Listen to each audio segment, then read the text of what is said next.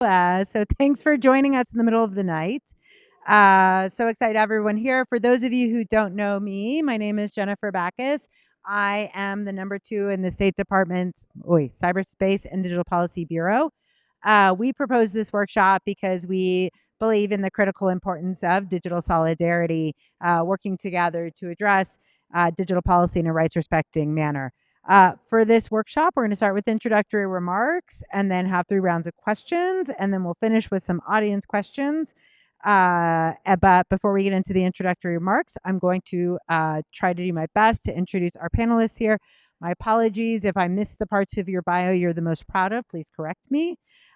First of all, I'm so excited to introduce, and I should also say I'm really terrible with pronouncing names. So again, my apologies.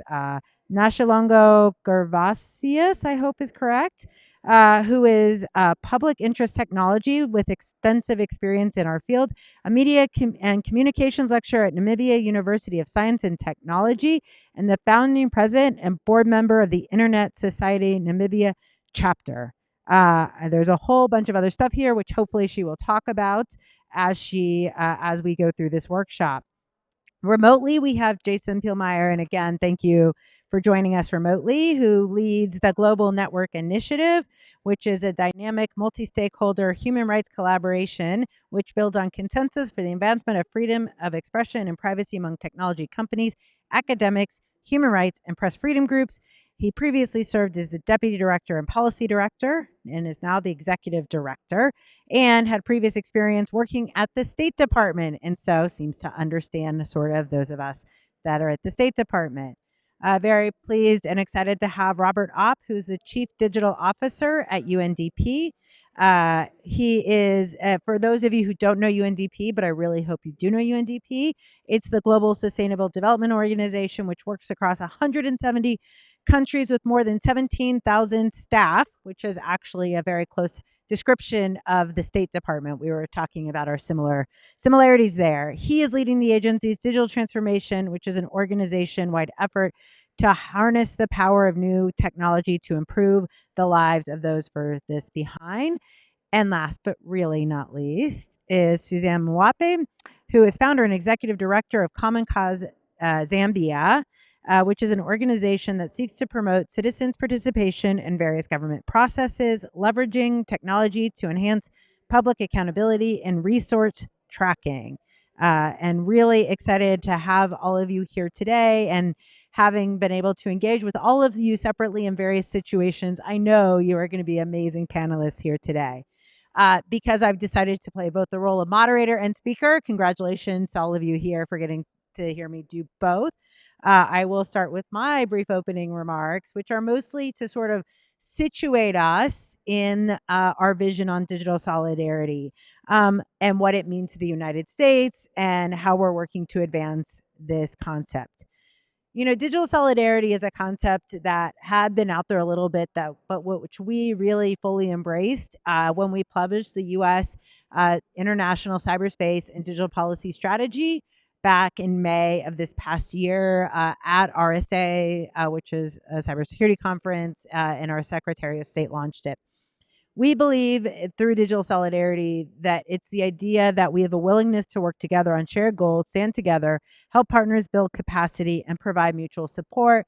My colleague Stuart here has excerpts from our strategy. If you want to know more about this, I will try to go through some of it, but we did not bring our printed strategies with us, but he has a one-pager for those of you who want to understand it and see the excerpts. Essentially, it's about framing partnerships, building like-minded coalitions so that people around the world can use technologies to achieve a more secure, resilient, inclusive, and prosperous digital future. We have, through digital solidarity, of course, a never-ending firm commitment to full multi-stakeholder, rights-based, interoperable approaches to internet governance, digital policy processes, and the design, development, and use of emerging technology. Simply put, digital solidarity is rooted in working together to seize the promise of technology while countering the risks. I think we all recognize the urgency of us promoting digital solidarity. There are just too many stakeholders that cannot fulfill that promise, so we need to really come together to do so. We recognize the lack of connectivity or digital capacity. And I know all of you are working on this, and these things can hinder the ability to fully participate in the digital economy and challenges our collective ability to achieve the sustainable development goal. Having attended one of and participated in another panel, there's a lot of talk this week about connecting the unconnected, and I think we're all coming together around this idea. We also recognize the huge financing gap to achieve the sustainable development goals. The financing gap right now, I think you all know, is estimated at around $4 trillion. It's a lot of money. Cyber threats, which is another issue that my office focuses on by criminals and other bad actors, such as ransomware attacks. It's another thing we have to continue to push back against. And we are pleased to also host a side event on the Counter Ransomware Initiative. We, of course, see authoritarian governments who continue to increase efforts to undermine the multi stakeholder rights based approach to internet governance and digital policy processes, including across multilateral fora, recognizing where we are here today, which, of course, puts at risk the future of an open, interoperable, secure, and reliable internet. We know that various actors are increasingly misusing technologies, especially emerging technologies, in ways that undermine the development goals of emerging economies and human rights and democracy.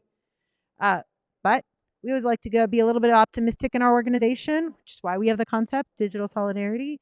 And we know that many people here today are seized with the urgency of building these international coalitions to build digital and cyber capacities to counter those threats and harness the benefits of technology. And to this end, the United States does and will continue to support a global, multi stakeholder, rights respecting approach to internet governance, digital policy processes like the WSIS Plus 20 review, which has been the point of many conversations this week, and emerging technologies such as AI. We recognize, as I said, governments can't do it alone. We need a broad array of stakeholders who help us by using their expertise to inform and drive action on these issues and participate meaningfully in various fora, such as this one. Thank you very much for your long travels here, as well as working closely with allies and partners to ensure digital technologies are designed, developed, and used in a responsible and rights respecting manner. I just wanted to say, and this came up in a panel and a discussion we had yesterday, the U.S. Department of State and USAID are working very closely together with leading tech companies, as well as civil society, academia, and partner governments to ensure as many people as possible can benefit from safe, secure, and trustworthy emerging technologies. I will also here note work we're doing on AI, and I do have a handout as well on our AI programs for those of you that are interested. Uh, Over the past few years, we're very proud that our foreign assistance budgets for these issues has more than tripled. Still not enough, but in my opinion, every year you just keep trying to do a little bit more and a little bit better. So we've already been engaged with over 140 countries around the world and are now poised to dramatically increase our bilateral and multilateral cooperation. We're going to get into examples later because I really feel like I've been speaking for way too long, but I'm going to try to turn to our panelists now. So I will start with our first panelist, uh, Nashi Longo. Can you please, why don't you give us your opening remarks, please? Thanks. Thank you very much for being here, and I appreciate the putting together this panel. And thank you, Ms.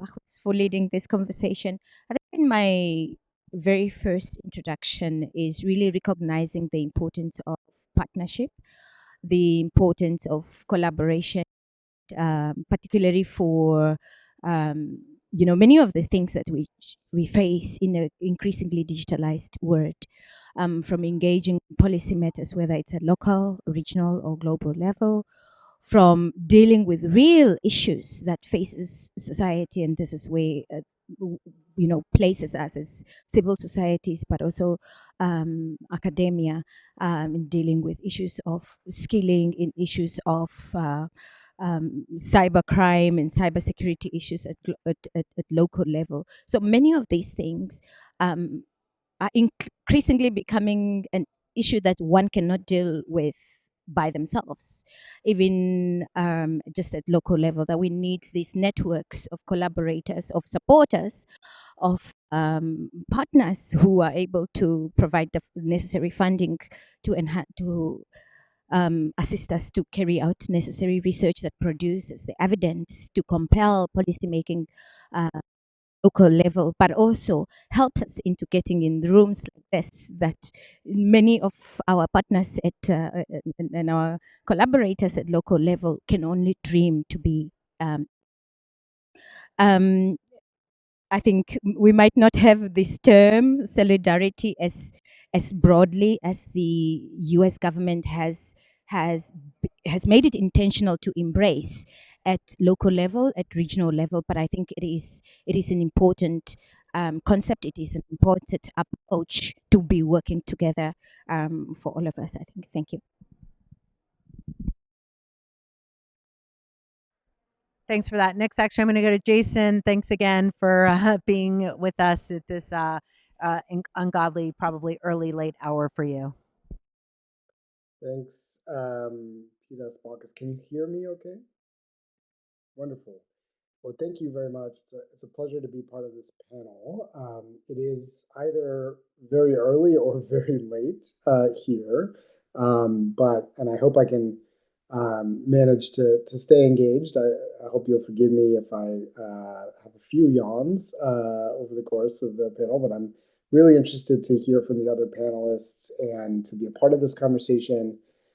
Just to quickly introduce myself, I'm Jason Pielmeyer. I'm the Executive Director of the Global Network Initiative, GNI, which is the world's leading multi-stakeholder initiative committed to fostering respect for freedom of expression and privacy in the technology sector.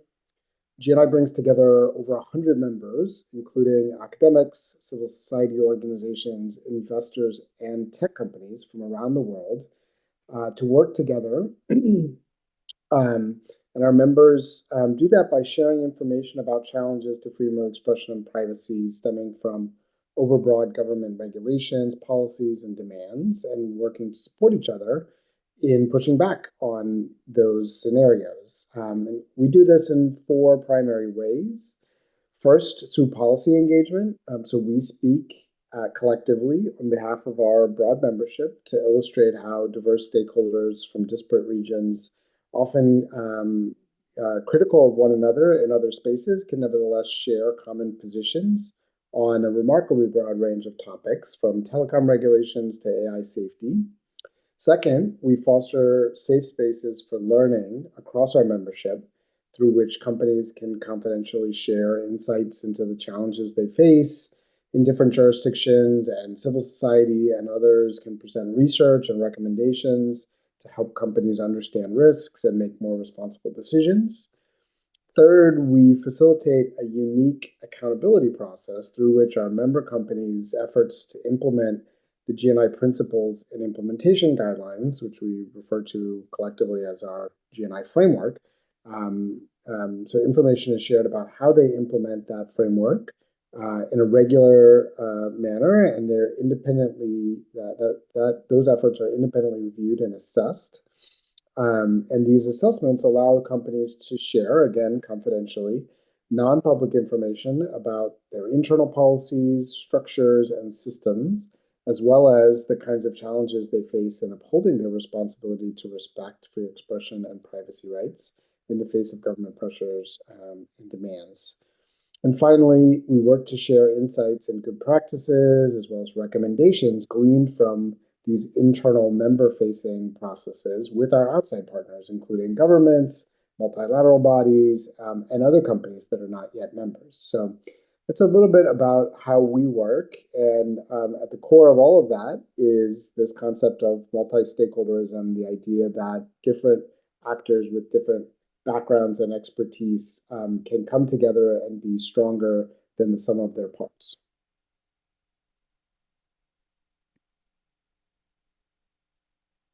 Okay, thank you. Well, it's a pleasure to be here. As Jennifer said, I'm Robert Opp. I come from the United Nations Development Program, and I'm Chief Digital Officer there. And maybe just as sort of a little bit of overview of our work, we are, as Jennifer said, the UN development arm, and present in 170 countries worldwide. I think our digital work has definitely accelerated over the last several years, particularly in the wake of the COVID pandemic, when countries around the world really started to accelerate their own digital transformation, building their digital infrastructure kinds of efforts. And that has meant that we as a United Nations development organization need to look at what that actually means in terms of choices made every day by governments and communities and others when it comes to embracing technology. And I think it's, I, I would say and characterize that prior to the COVID pandemic, a large parts of the development community, and I'm talking about the conventional and mainstream development community, we're rather techno optimist, and looking at digital solutions as well. I'll sprinkle an app here and I'll put a database there, and this will result in magical development results. But COVID really was an inflection point for us in the understanding of how we need to move from being very solutions and oriented and somewhat fragmented into being more holistic and strategic in the way we use digital solutions, but very importantly, moving from that moment of techno optimism into an understanding of the risks and the importance of putting people's rights at the center of whatever we do in technical or digital solutions. And so, as we work with countries around the world, we find that the work that we get requested to support with breaks down into three big areas. Um, Digital policies and strategies, where countries are looking to see how they can better support and govern the use of digital solutions. So that might mean data protection laws, privacy laws, and strategies, etc., um, and misinformation, information integrity, that sort of thing. Also, in the second area of requests is around the use of technology. So this is where the kind of technologies like digital public infrastructure, digital identity, digital payments platforms, and things like that. Countries request support in those. And then the third area is capacity building, where it's building the competence and capacity to be able to leverage those systems and those platforms. In all of that, our starting point is the individual person that and that person's rights. And in our digital strategy, we have a set of 7 guiding principles. The very first one is that we put human rights at the center of what we do in digital.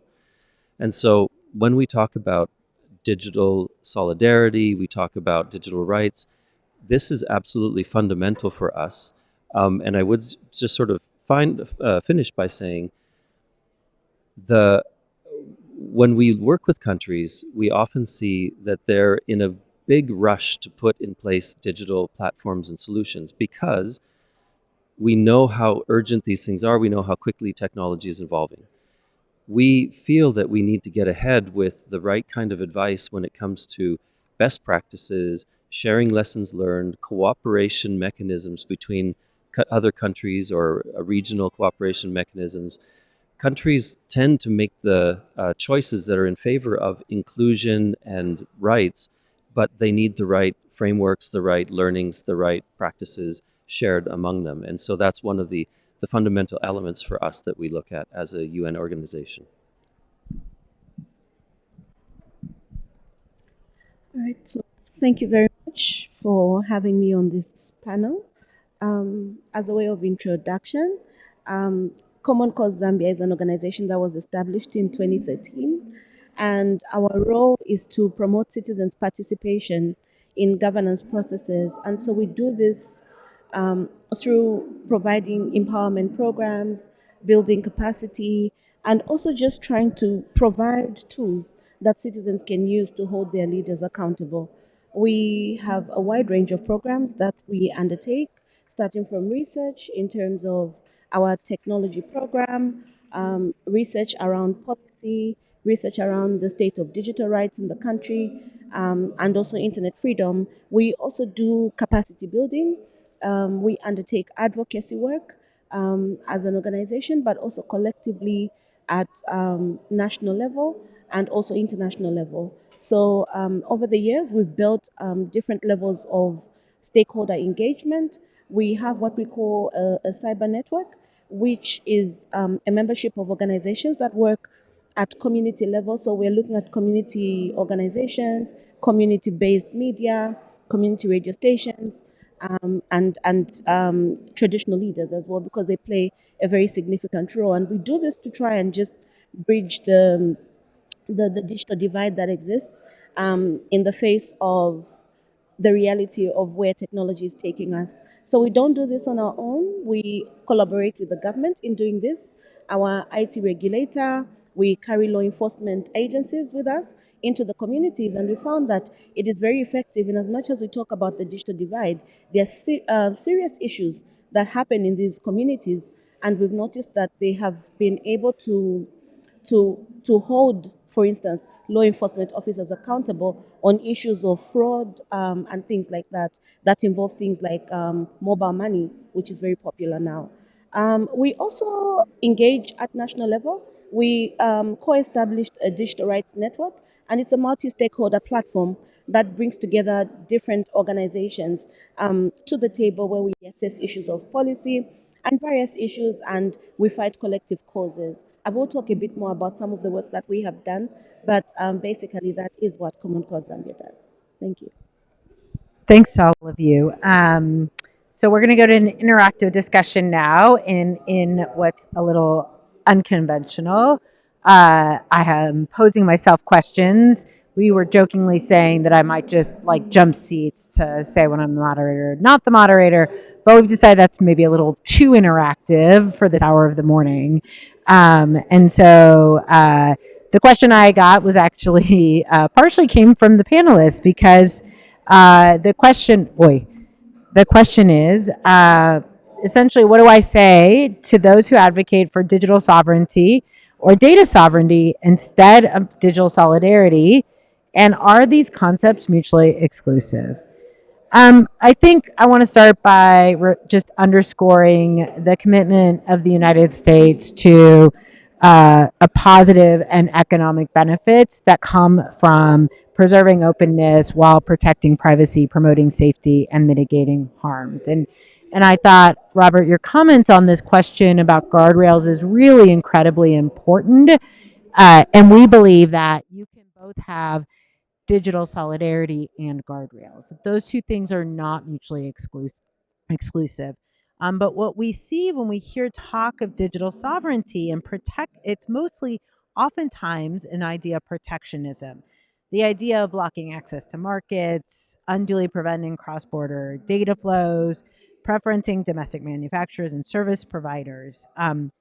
And we see this as potentially undermining what is critically important when it comes to interoperability, security, and market access.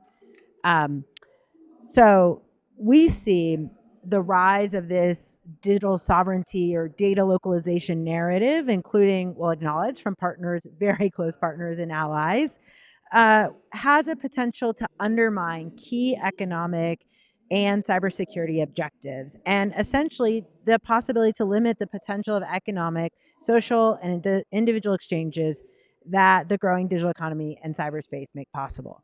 So, over the last 2.5 years, there's been a lot of discussion about Ukraine, and I will, even though we're not currently sitting in Europe, I'm going to start by talking about Ukraine in terms of the value of digital solidarity. Just before Russia's full scale invasion of Ukraine, the Ukrainian government changed its laws to allow government data to be stored on the cloud. They had refused to do so before, so to be clear, we had lots of engagements with them, but they felt like their data was going to be more secure if they could look at the servers.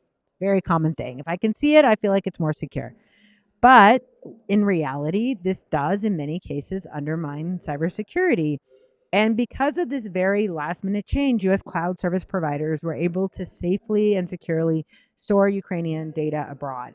This protected the data from Russia's brutal attacks. It allowed the government to continue serving its people, and in many cases, continue serving its people regardless of where they ended up in Europe and around the world. When governments erect barriers to the free flow of data, for example, or fail to take advantage of global cloud services for the sake of protectionism, it has demonstratively increased costs, slows innovation, and weakens cybersecurity.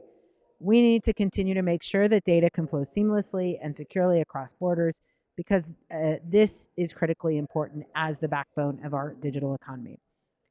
we recognize the very, very real concerns that many countries have over the affordable and sustainable digital investments, the lack of which ultimately we know can undermine their sovereignty. But solutions proposed, such as data localization, network usage fees, other market access barriers, ultimately, as I said, can undermine economic and security objectives. These false solutions essentially contribute to this idea that you have increased control, but in reality, they often cause real damage. There are other better ways to address these concerns. We in the United States have embraced the global cross border privacy rules, CBPR. It's a mouthful. It's a system which has certifications that can ensure privacy protections that travel with the data while at the same time facilitating cross border data flows, crucial to supporting digital trade, international transactions, and other critical business needs. The Global CBPR Forum demonstrates that countries can come together to protect privacy and democratic principles while fostering economic openness, interoperability, and integration. I think it's also worth noting that oftentimes some of the narratives around digital sovereignty are really an idea of localizing data so that governments can have better access to that data, ultimately to undermine the privacy of their citizens. We have been engaging with UNDP on digital public infrastructure, and we really strongly support the UNDP-led Universal DPR Safeguards Framework, which is designed to promote the protection of members of vulnerable groups online, including children, protect privacy and human rights, multi-stakeholderism, and fair competition, and to guard against cybersecurity vulnerabilities. Because again, it's great to talk about DPI, but if you don't have those safeguards, DPI again creates potential vectors for inappropriate access to information. So we think that there is a middle ground where you can have protectionism, you can have protection safeguards, but you don't need to sacrifice digital solidarity. The idea that we're going to work together and that we need to work together to advance digital safeguards and tools that mitigate the potential harms and ensure technology is developed, used, and governed consistently with human rights and democratic values. And we've developed so many tools to do this in the past year, which includes, of course, as always, promoting the multi stakeholder, rights respecting approaches, including related to AI and information integrity. Some of those tools will be in a capacity building toolkit. We will share in the workshop report that results from the session. And with that, I'm going to every once in a while. So for those of you in the room, I did learn this yesterday. You've got to point your little thing at one of the lights. If you didn't know that, that's my little, yeah, that one too. But just that one. So every once in a while, I lose my mic. So anyway, so now you get the question, which is, as a civil society leader, how do you think about the opportunities and challenges of stakeholder collaboration? How can we foster more effective collaboration across different stakeholders and groups? And please. This one, right? So thank you again, Ms. Bacchus, for this new level of engagement. So in terms of collaboration, I think once again there's so many opportunities for many organizations like ours who works closely with grassroots organizations, but again engaging across all levels at national level, from policy and implementation. We find a lot of challenges in making meaningful contributions, or even finding meaningful ways in enforcing, policies across sectors. But the opportunities are key. Many of these to engage in core issues at different levels and finding common grounds. But there are also key challenges, as I've mentioned before, in creating meaningful collaboration and even participation. Once again, issues of accessing stakeholder platform in another, but also resource accessibility and limitation is the other. In many of the engagements that we have, we find in silos, but by technologists or private sector in engaging in platforms like this, for instance. I don't know, maybe by observation, I haven't seen many people from your usual tech in these platforms, your Meta, your Google, and many of these platforms in really finding, getting together and answering those questions together. But I also wanted to really engage on the issue of digital sovereignty, issues of whether this is mutually exclusive or not. I mean, we recognize, for instance, from the African Union, and this is maybe something that's a bit more closer to home for African civil societies. The AU has a digital transformation strategy 2030 that prioritize digitally enabled socio-economic development to stimulate job creation and address poverty and reduce inequalities, just amongst others, and FESH, and also dealing with issues of delivery of goods and services, and that's how the AFCTA, for instance, becomes a bit more relevant. Um, happy to be, this could be controversial if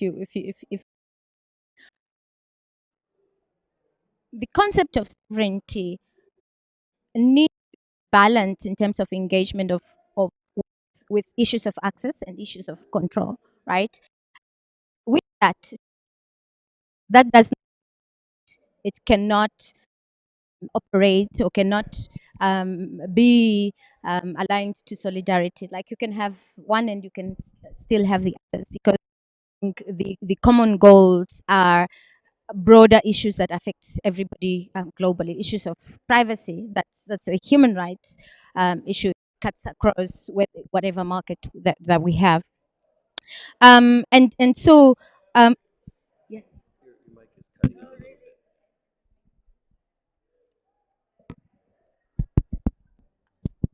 is this much better? Right, okay. Um, there are real concepts that am I hold okay? That's right. Sorry, I'm also looking in my notes here. Over affordable and sustainable digital investments. Um, this in itself can undermine issues of sovereignty altogether.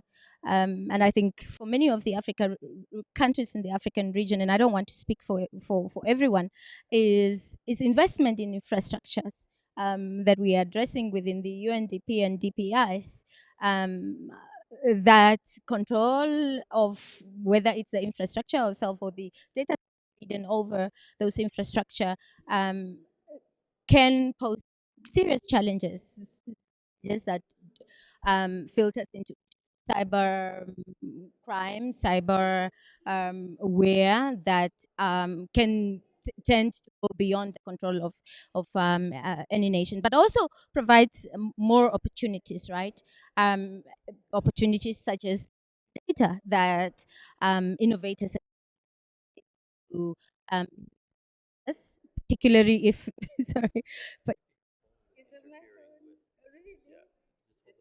okay, sure. Yeah. That again on data, we're looking how do we find values of that kind of data at local level where we can entrust researchers, innovators to use it, particularly if it is um, you know accrued through public funding means to be innovated and find solutions for local challenges, for instance. And many of these initiatives also still requires investment, requires support, and that can also be enhanced through this digital solidarity concept that we are talking about. Yes, let me and come. Thanks. Uh, let me wait. See if I can get this to work. Oh, it's probably okay. I'm going to turn to Jason online. So here's your question. As the leader of a multi stakeholder organization, what does the multi stakeholder approach offer for digital solidarity? And where can multi stakeholder approaches be strengthened? I'd appreciate your thoughts on that. Yeah, thanks. So the the cyberspace and digital policy strategy that the State Department has put out um, talks about digital solidarity as recognizing that all who use digital technologies in a rights-respecting manner are more secure, resilient, self-determining, and prosperous when they work together to shape the international environment and innovate at the technological edge. And it goes on to note that the State Department can't accomplish its objectives in the strategy without strong partnerships with the private sector, civil society, academic, and technical communities. So I think the strategy acknowledges both the core importance of international human rights as a framework for bringing disparate actors together, both different countries,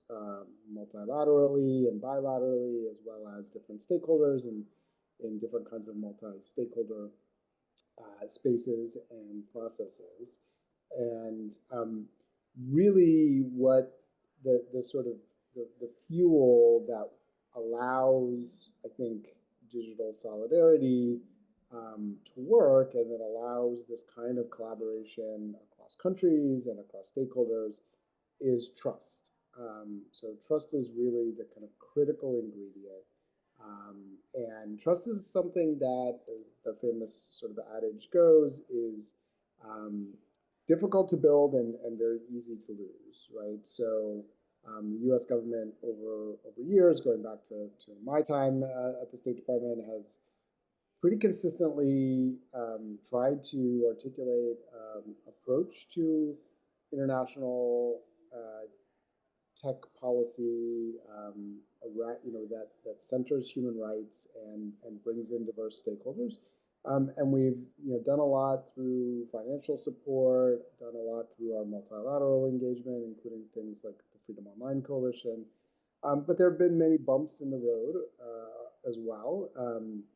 It's not a straight line. It's not a linear process, and I think that the challenges are only in some ways getting, the barriers are getting higher. The challenges are getting more intractable, as you were alluding to in your remarks, Pitas Baucus. And it's really great to see the State Department kind of doubling down and recommitting to this kind of approach. And I think there's a real thirst and a desire among many other governments and states, as well as other non-state actors, for this kind of approach rooted in human rights and this concept of solidarity. I want to just note a process that I was privileged to take part of earlier this year, the Net Mundial Plus 10 process. So Net Mundial was a conference that was organized a decade ago by the government of Brazil and its Internet Steering Committee to bring together a really diverse range of stakeholders in Sao Paulo to talk about the importance of multi-stakeholderism. And this was in the wake of Edward Snowden and his revelations at a moment of pretty low trust. And notwithstanding that sort of atmosphere and context, Net Mundial, I think, was seen by many as a very successful moment where the multi-stakeholder community really was able to assert itself and put forward some important principles for how internet governance can be most effectively carried out. And so fast forward to 10 years later, as the sort of multilateral community, international community is preparing for the WSIS Plus 20 review, and the Global Digital Compact was being negotiated. Many of the same actors who organized Net Mundial came back together and organized a reprisal in Sao Paulo in April, and I was a civil society representative on the high-level expert group for the Net Mundial Plus 10 conference, and it was really just, I wasn't a part of that process. I was actually in the State Department 10 years ago when the original Net Mundial took place, so it was really interesting to be on the civil society side and see how that process worked, the sort of very diverse views across not only civil society but other stakeholder groups that nevertheless coalesced around, I think, a very strong outcome document. At the core of this Net Mundial Plus 10 outcome document, which builds on the original Net Mundial document, are a set of guidelines referred to as the Sao Paulo Multi-Stakeholder Guidelines. And I just kind of very quickly talk through some of the key guidelines because I think they really underscore how trust can be built and how multi-stakeholder processes should work. The first of them reminds us all that we need to be mindful of power asymmetries between diverse stakeholders. In particular, I think we need to pay attention to the resource constraints that were mentioned earlier that can keep people from being able to effectively participate. And civil society in particular, I think often feels like they are under-resourced compared to governments, compared to the private sector. The second guideline focuses on informed and deliberative discussion, so really making sure that there is equal access to information and that there's open space for deliberation. The third focuses on treating stakeholders fairly and equitably. The fourth centers the rule of law and respect for international human rights principles. The fifth talks about the value of linguistic diversity and the need to respect that and enable that. The sixth focuses on the shared responsibility to uphold accountability and transparency across these kinds of processes. We often see actors nodding towards concepts of accountability and transparency, but really meaningfully building them into these processes is critical, especially for those moments when trust is tested. I won't go through the rest just because there are 13 of them total, but you get a sense from the ones I've talked about of kind of the level of granularity and detail that are in these principles. They're really born out of extensive experience that stakeholders, the technical community and academia and civil society and the private sector, whether through standard setting bodies or governance bodies, have learned and crystallized. And I really want to recommend those principles as sort of a playbook whereby different actors, whether at the national level, regionally, or internationally, can use these principles to help build multi-stakeholderism and foster trust so that digital solidarity can prosper and be and sort of be the force that helps us push back against these more sovereigntist, sovereignty-focused, or kind of self-interested or national interest-focused approaches. So, Robert, from your point of view, what are the advantages and opportunities or challenges of using the UN in multilateral fora? Yeah, well, Jason has done a beautiful job of describing the kind of elements of multi-stakeholderism that are so important for what we're talking about here, ensuring a rights-based approach to digital solutions, etc. And I think we have a bit of we have opportunities and we have challenges, as your question puts out there. On the one hand, we have a multilateral system that has just delivered a global digital compact that puts rights at the center, has quite strong language about the need for cooperation. It even has language in there about multi-stakeholderism. But it is a multilateral or an intergovernmental agreement. And there were some struggles on how best to incorporate multi-stakeholderism into that process, and some dissatisfaction on the parts of some groups that it wasn't a more multi-stakeholder oriented process / agreement. But it is the intergovernmental system that we have, the truly global one, and that has sent a strong signal in certain directions. I think it's also fair to say, though, that the multilateral system delivers in the form of the WSIS Forum and the IGF in particular, a very large and inclusive multi-stakeholder platform that has been going for 20 years. And so I do think that this shows the UN can create some space, and the multilateral system can create space for multi-stakeholder dialogues. And I do think that it's important that we maintain those spaces as we go forward. It's probably more important than ever that we continue this tradition that started 20 years ago of ensuring that voices of individuals, people, civil society, private sector, and others to be able to come together and talk about our digital future. That should continue. And I think the UN does make it possible to have those kinds of platforms in place. So I think I don't need to say more than that. I mean, I think there's more that we could do on the kind of intergovernmental side, and sometimes when we do these agreements, and I know that there's a lot of goodwill to make that possible. So there's more room to go, but we need to preserve what we have and make it better as well. That and so Susan, as the founder of Common Cause Zambia, which seeks to promote citizen participation, how do you suggest citizens participate in this concept? Thank you very much. I think that there are so many ways in which citizens can participate in promoting digital solidarity, and I think that it's a range of parts of the efforts that citizens can undertake have already been. Okay. Part of that has already, we have seen it in other platforms, but I would point to advocacy and awareness campaigns. Citizens can do a lot of that to, to ensure that they promote the concept, using social media platforms to raise awareness.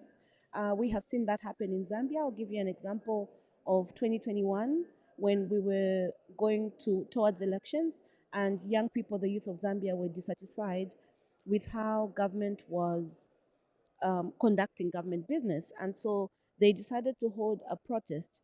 And then the government threatened to break their bonds and not permit them because they needed to get a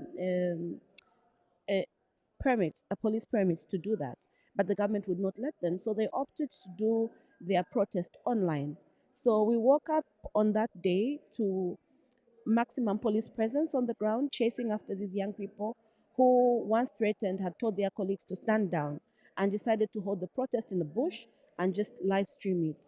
The impact of that was that they had more than 12,000 people that viewed that stream. They had more outreach, more impact, and and also there was a lot of solidarity around that.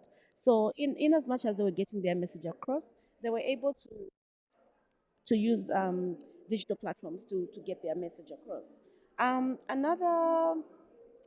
Another strategy that citizens can use is also supporting digital rights and privacy, and this can be done through joining different movements. We've seen that there's a lot of effectiveness in working collaboratively. A very quick example that comes to mind for me is the Keep It On campaign led by Access Now, which is a global campaign of different organizations that push back against internet shutdowns. And it has really, really created a lot of impact in the sense that it provides an opportunity for global communities to understand what's going on, but also be able to to lend a voice and provide that solidarity to push back against internet shutdowns. I would also look to supporting just ethical digital platforms, and I think that we all talk about using digital platforms in so many ways, but supporting ethical platforms is one way in which I think we can also stand up against bad practices that exist and also just push back on the platforms that do not serve the needs of citizens. So I think these are some of the ways that we can do that. Thanks for that. So I think the next question that we'll all answer, so I'll just put it out there, is how can we more effectively operationalize this concept in 2025? What are some examples of practical approaches and tools? I know we're running a little behind, so I'm going to run pretty quickly through some of those that we in the US government are using and some of the work that we're doing. Well, to start with, we have done a lot on cyberspace security, working on approaches to cybersecurity, We are working on law enforcement collaboration to build secure and resilient ICT infrastructure and governance and effective incident detection and response, recognizing that all of this needs to be in line with international law and reinforce norms of responsible state behavior in cyberspace. On AI, there's just so much going on in this space. I could probably spend an entire panel on that, and I'm sure there's been more than one panel on AI this week. We did launch the Partnership for Global Inclusivity on AI, which again, I have some paperwork on if you are interested, which is bringing together the Department of State and some of the largest tech companies, galvanizing more than $100 million to help unlock AI's potential. We established a group of Friends of AI for Sustainable Development with our co chair, Morocco. We are gathering to share best practices, figuring out ways to collaborate. With USAID, we launched an AI for Development Funders Collaborative and an AI and Global Development Playbook. I just a second on commercial spyware, which is an issue that we have also tackled very significantly in 2024 and which will continue in 2025. Really, it's a whole of government strategy, which includes things like regulating the US government's use of commercial spyware through an executive order, promoting accountability, using economic sanctions, export controls, visa restrictions, and then working diplomatically with partner countries to address this. And I would just say that as we undertook GDC, and again, I think was recognized that there are many complaints for the multi stakeholder community on GDC, but we in the US government really thought it was important to engage with civil society, with the multi stakeholder community, including from the global south, to promote multi stakeholderism. We had lots of civil society roundtables. We did what we tend to do. And we used these, we implemented these consultations into what we were going to do. And I know we're going to talk about WSIS plus 20, so I will leave our sort of forward looking work on WSIS plus 20 to the next question, and I will hand it over to you. Yes. So in amplifying operationalization of Digital Solidarities 2025, we should be looking at raising common voices on key issues. I think Susan have mentioned issues of standing up against repressive regimes and shutting down the internet, for instance.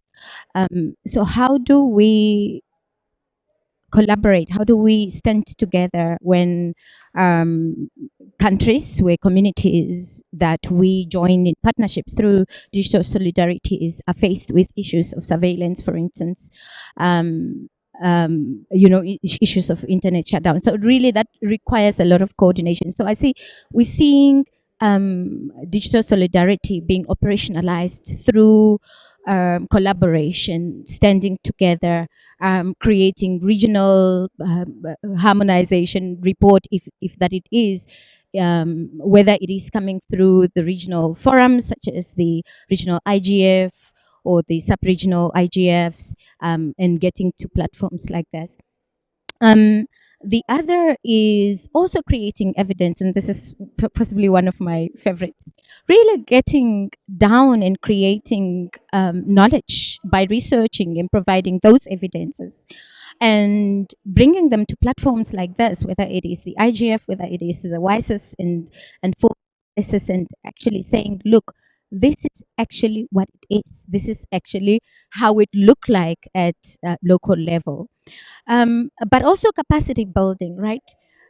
We appreciate opportunities like this because once we get down at home, you really go with a different perspective. You really go with a bit more informed voice that is able to tell private sector, that is able to convince your law enforcement to say, you know what, this concept of smart city as you find it as effective for your law enforcement purposes, this is a contravention of human rights. You are putting people at risk, and so capacity building, I think, remains very key. And also I mean, we're faced with so many issues related to surveillance. I am possibly happy to be engaging with one of the projects that we are doing through the Digital Rights Network for Africa, a project led by the USLA, University of California, I think Alvin's School of Law, where we are really researching how surveillance is, taking shape within Africa, and how that is seen by government, but also how civil society and on all the other stakeholders at local level are engaging with that. And really, again, comprehensively looking at issues of digital rights, asking commonly, with the support through the solidarity, asking that human rights online must be recognized as true human rights, whether this is constitutionally or through other means.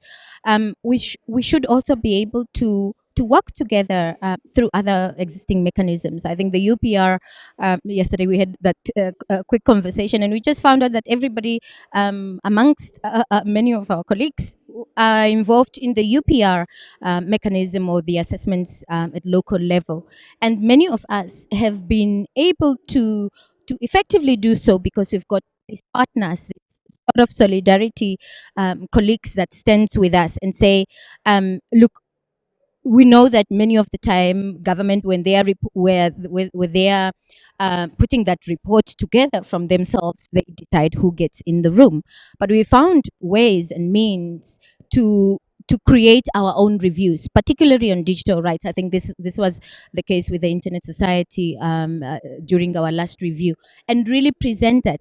And we also found that even government was very receptive to come and say, look, we know you looked at human rights, issues of vulnerable communities, but this is what we're looking at from a digital rights perspective, issues of privacy, freedom of expression online, access to information, just amongst others, and making sure that we've got the right frameworks that are human rights respecting, and making sure that they put people first. So there's a lot of work that we possibly foresee ourselves 2025 and even beyond. Again, it requires all of us, and it requires um, partners who knows better, possibly who are better resourced, and to help us carry and bring our voices at platforms like this. Thank you. Thanks for that. And smart cities is another topic, which yeah, I have the same surveillance concerns, and I think there are very good things that can come out of smart cities, but we should all be a little concerned about them. And so very glad to hear you're raising your voice on that issue as well. Over to you, Jason.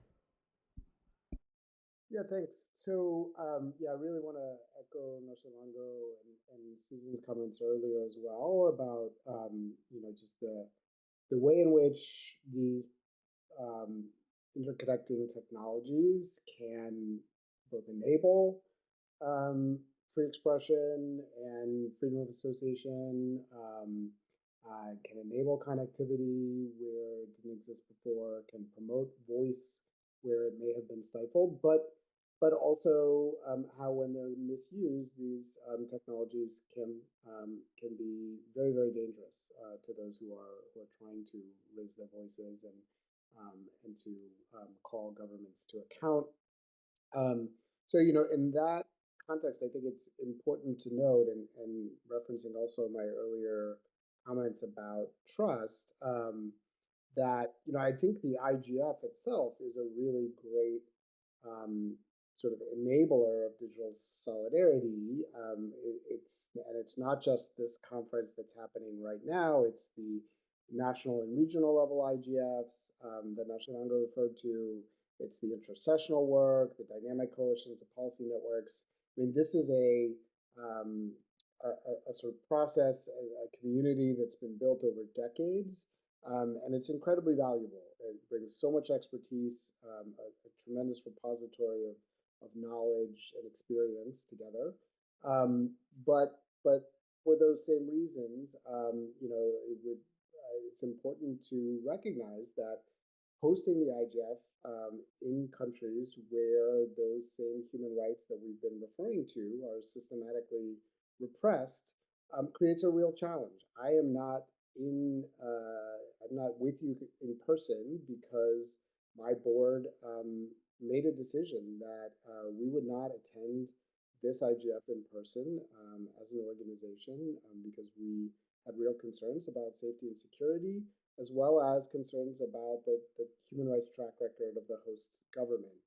And so we put out a statement that indicates our ongoing support for the IGF and the IGF community, but also raises concerns about the hosting decisions that the IGF and the broader UN have made, and the need to ensure that IGF is hosted in countries where the community feels safe, where there is trust, and where we can have these robust conversations without fear of reprisals, without fear of unwarranted surveillance, without fear of censorship. So I think, you know, this is an incredible mechanism that is available to the community. It is a medium for building trust and fostering digital solidarity.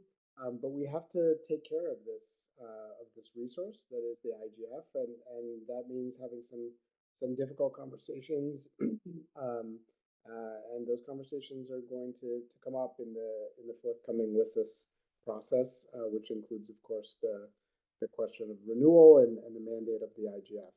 So I really hope that we can use that process not only to extend the mandate, but to strengthen the IGF, including how decisions about hosting are made going forward. Thanks. Over to you, Robert. Yeah, sure. I want to talk about two different levels. Now I'm doing. I don't know what's going on with the microphone. I think we are in an unprecedented time right now of the technical ability for the exchange of information, data, the need for greater data as we look at artificial intelligence systems. There's parts of the Global Digital Compact that talk about data governance. At a technical level, I think we need to be thinking more than ever about cross-border flows of data, information, interoperability of systems, and so on. And this is, again, a bit behind that, UNDP's interest in the space of digital public infrastructure on how can we really create greater economic and social prosperity coming out of the use of these digital platforms. Which then, of course, have to be accompanied by the policy level, policy, legal protections level that has a very careful focus on people's rights. Because as we said, and I don't want to be repetitive, but I think it's worth emphasizing that we should not be in the space, and as a UN agency, we are not in the space of offering technology support to countries without the accompanying governance mechanisms, policies, legal protections, etc. Because as Jason says, and other panelists have been saying, they present that risk. So in 2025, our intention is to continue to pursue the benefits of interoperability, of data availability and interoperability, better data governance that takes a global and a global cooperation approach, but doing that in a safe way that really puts people's rights at the heart of it. And over to you. Thank you. And for me, I think it's to talk about looking forward to how we can make operationalize digital solidarity. And so I just had a few things about that. I think, first of all, there was a lot of talk from Jason and yourself, Jennifer, around DPI. And so I think that building inclusive infrastructure to access technology would be helpful. We've talked a lot about the digital divide and how things are moving forward. But until we have infrastructure that is inclusive of those that have been left behind, this whole journey is going to be challenged because, after all, solidarity is best with as many numbers as you can without leaving anyone behind. So infrastructure is very important. Also strengthening data privacy and security issues. Now, Shilongo talked about safe cities. We have a number of countries that are struggling with bad laws, data protection laws, non-existent in some countries. So that is also something that is of great importance for us to move forward with. Um, I think that we also need to begin to think of platform designs for solidarity as well, where we can do this in a more open space. Robert raised a very valuable concern around, for instance, hosting of the IGF. And so when we think about those that are unable to travel, then, if we have platforms that enable them to effectively participate, it is helpful. I think when we talk about cost of internet, for instance, I come from Zambia, a country that has one of the highest costs where data is concerned. So not many people would be able to participate in an event like this. We are struggling with issues of load shedding, endless hours, and so that creates a barrier in itself. Um, Finally, I know that we are running out of time. I think there's also need for support to NGOs, civil society, and also other stakeholders to look at how we can also bring the private sector on board, maybe providing incentives for things like corporate social responsibility that supports digital digital solidarity. Thank you. Thanks for that. And public-private partnership is absolutely at a cornerstone of what the U.S.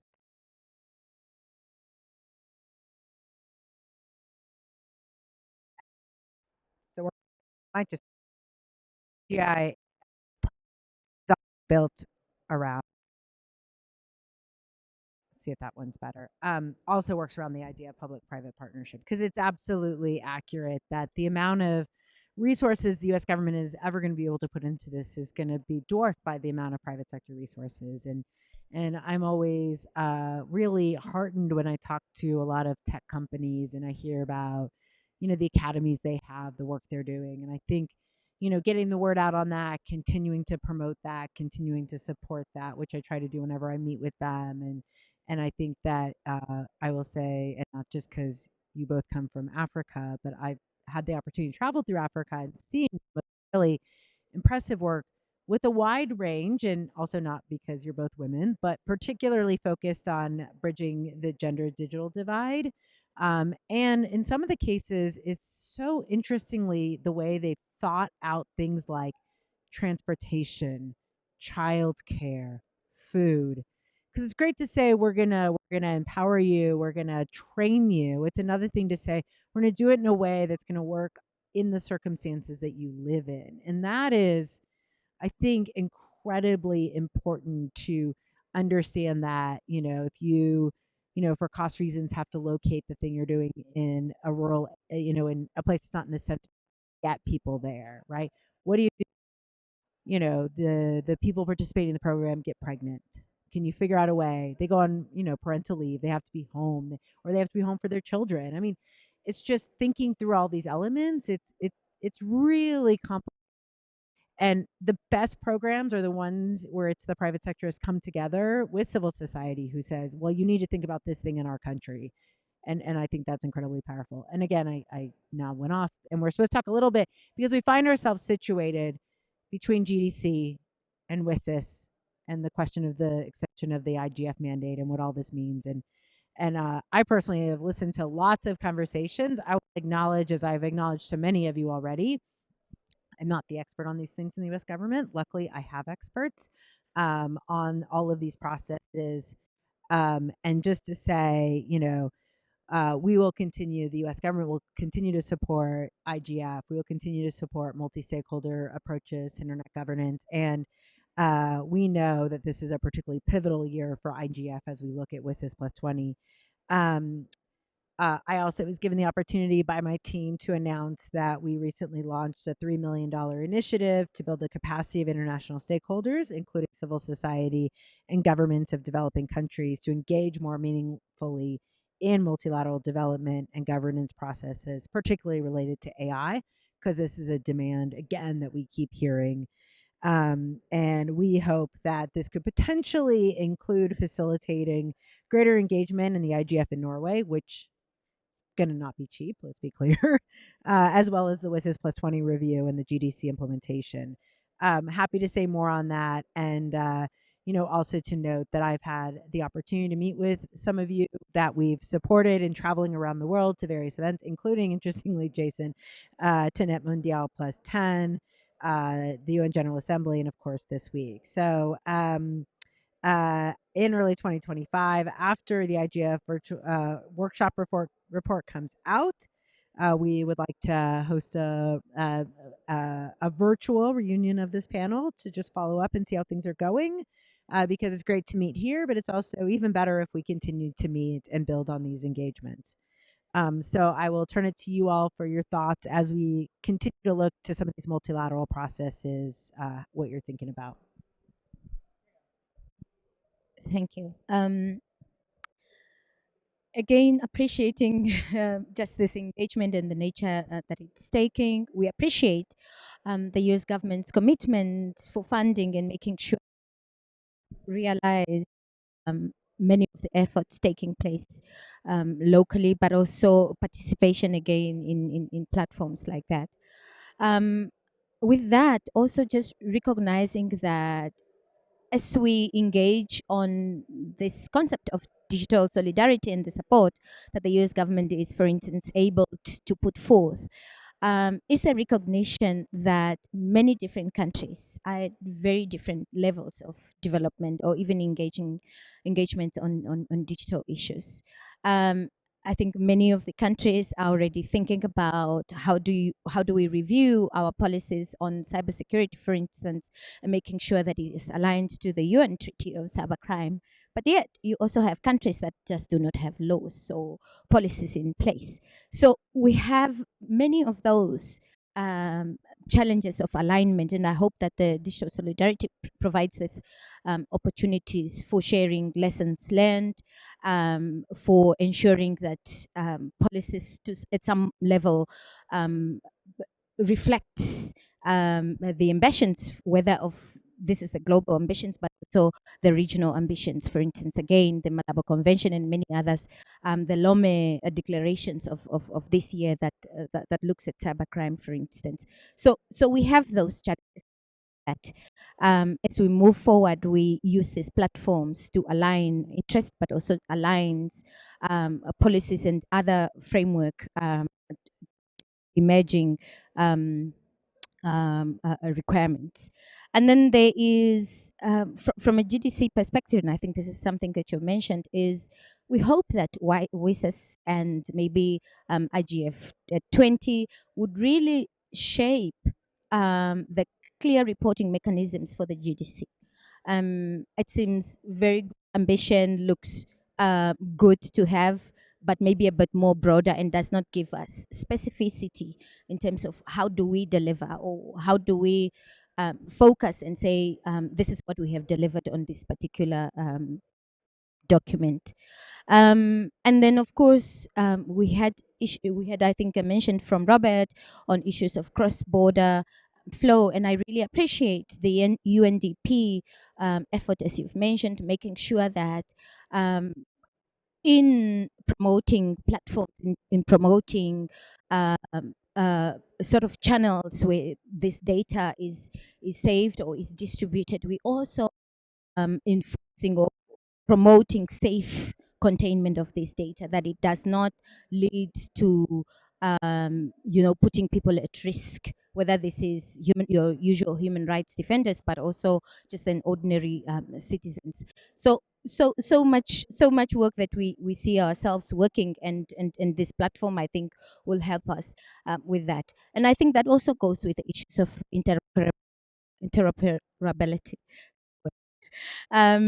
That again we faced in many of the countries where we have systems that don't work, that don't talk to each other. Why isn't your national ID system talks to your election system, and really solve many of the issues that comes with credibility of elections, and make it very seamless in processes like that. But so is the health sector. So many. And I think the UNDP's effort through digital platform, digital infrastructure, I think that is helping. Maybe this conversation from UNDP, I think I only saw those conversations happening in Namibia only this year, and it's a person that has been engaging maybe through the little and limited means. I'm asking, but why are we studying only now, right? Particularly because, again, really aligning those efforts, what's happening locally, but also what is happening globally. And I think, as in my closing here, is really the support that we need in the policy making process. I think I'm repeating. I'm finding myself at the danger of repeating myself. Really supporting the policy making processes, but also churning out easier mechanisms for civil societies, but also other stakeholders to really say, but this policy is legitimate. This policy puts people first. This policy respects human rights, just amongst others. Yes, thank you.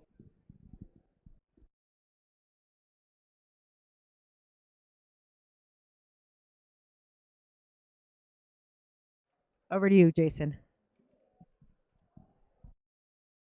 Thanks. Yeah, I'll try to be brief. I know we're running out of time.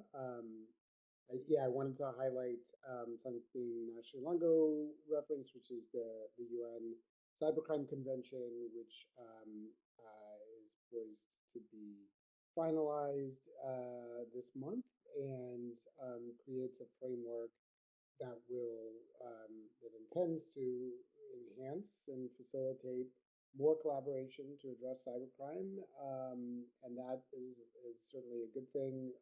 We know that cybercrime is a scourge that needs to be addressed. However, we have been pretty consistent as GNI and many of our members, both private sector and civil society, in pointing out some of the real um, uh, potential challenges that this convention could pose by creating a sort of sanctioning a system that allows for countries to um, put pressure on private companies and their employees domestically to require them to hand over data, to violate user privacy, for countries to continue the types of digital transnational repression that we are increasingly seeing around the world.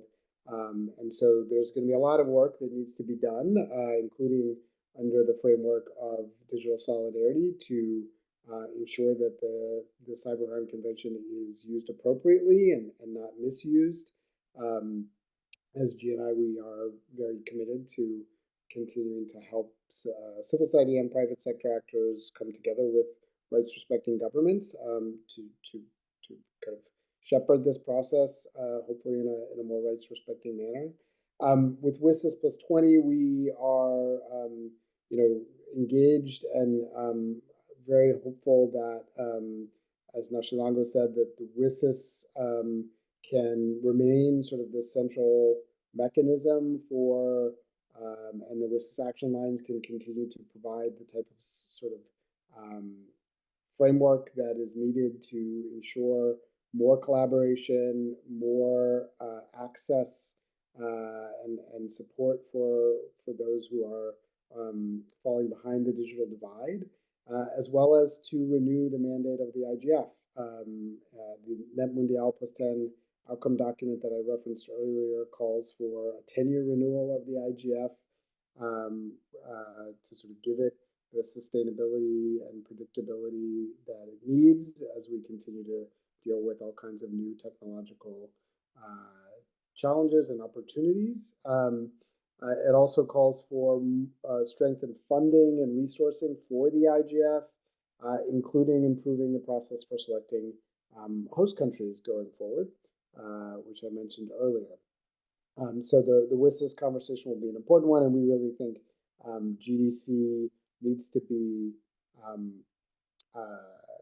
a process that supports and feeds into WSIS and doesn't duplicate, doesn't create sort of new separate tracks for similar conversations, which would allow for potential conflicts and also duplication of the burden for those of us who are trying to participate meaningfully in these various processes.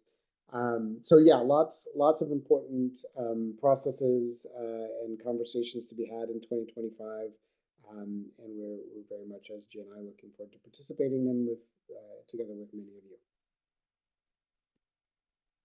Thanks, Jason.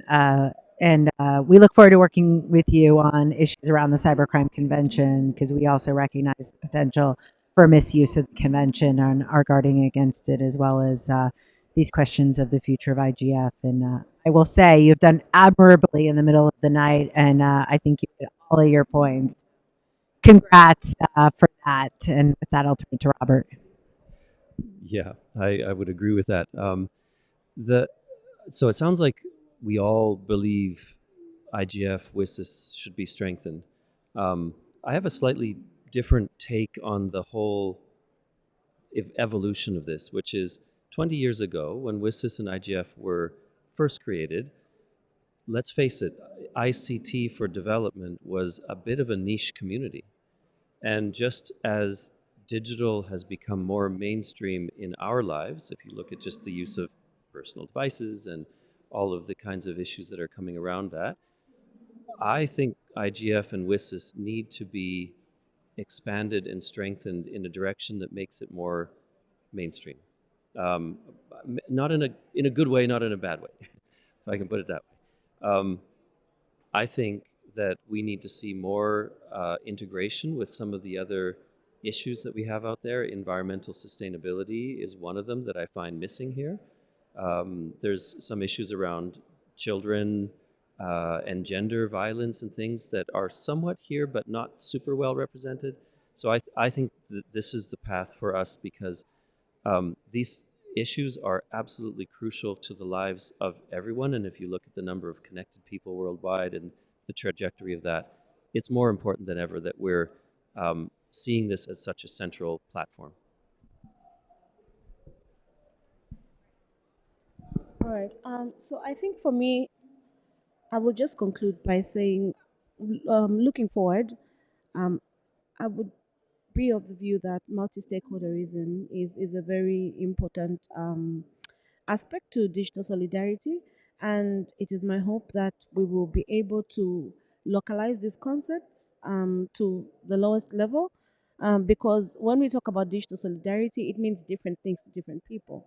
And so we have to find a way of ensuring that it's interpreted as much as possible and taken forward. I really hope that the mandate of the IGF also will be renewed, because I think that the IGF is one of those platforms that is really, really relevant and very important, and being a platform that provides a multi-stakeholder engagement, and people have a chance to lend their voice to all these different conversations that happen at local and international level. So that would be my hope, and I think that would be my parting words. Thank you. Great. I happen to know there are a couple of questions in the room. So what we're going to do, because I think we have 3 minutes, is at least get those questions down. We will do our best to answer them. And if we don't get all the way through the answers, we promise to engage with you after the session. So anyone who wants to ask a question, we're going to have them all asked at the same time, and then we'll do our best.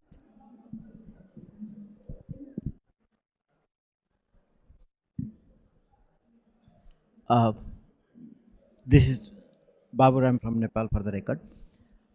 I have a question. We talked about digital solidarity and also we talked about digital sovereignty. In most of the case, in particular developing countries where resources is very limited and the enforcement is very tough to especially to digital platform providers. So they talk about digital sovereignty because law enforcement are facing very tough times while enforcing cybercrime issues and other similar criminal cases or similar economic crime as well. So where we can find the solution about the digital sovereignty issue, comparing digital solidarity, avoiding strict legislation on data localization they talked about. So, what could be the alternative way for the governance model of that kind of situation? Thank you.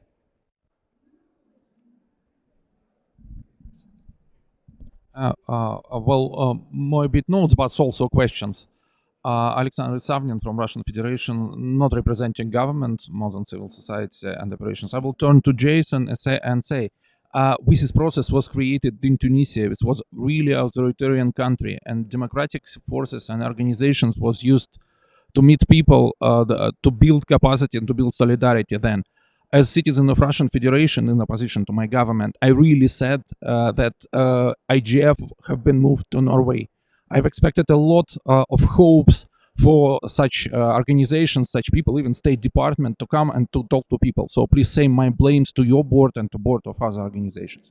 But again, if I criticize my government, it doesn't mean I will not criticize or ask questions to US government. Because when we are talking in solidarity, we also okay, the most solidarity in cybersecurity is built on technical community.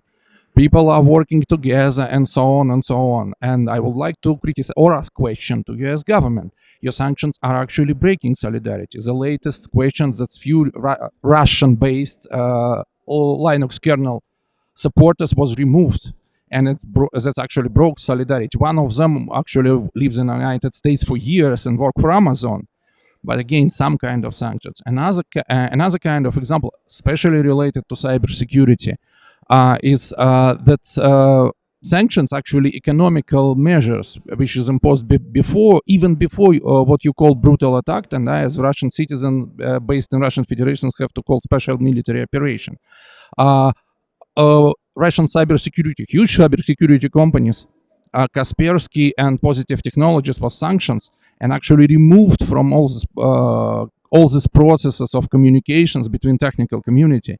And this actually, well, I don't believe that I'm saying this, but well, I have to notice that not only Russian government breaks solidarity on cybersecurity and not joining Budapest conventions, and I definitely understand why they don't do this. But also, well, some smooth saying governments, including the United States, may also. So um, please answer what could be done to improve or stop or breaking technical solidarity, even by these good-looking measures. Thank you.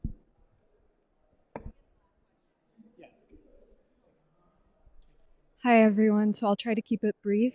I just have a comment. My name is Hala Rashid. I'm a public policy and human rights expert representing Nahda Society, so a little bit of context as to Saudi civil society. It's a 60-year-old women's non-governmental nonprofit with UN ECOSOC consultative status, and we also lead the Saudi delegation to the W20.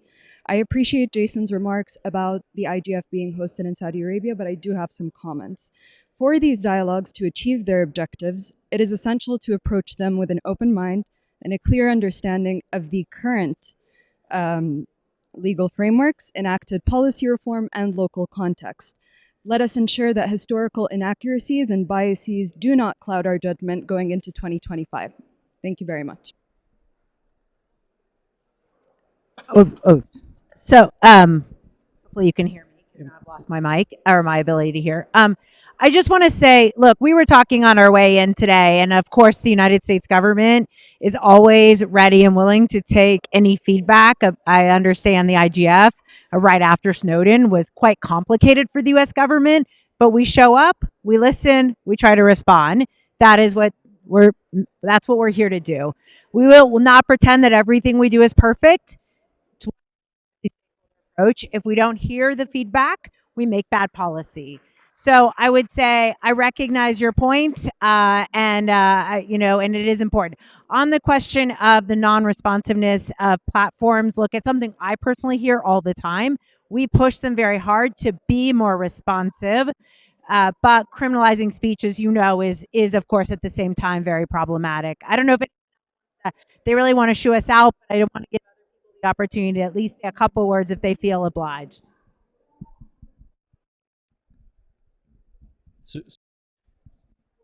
Hello, super quickly. Just on your situation as well. digital sovereignty does not equal cybersecurity. What I mean is, we can't assume that acting in ways that we think are protective is actually safer.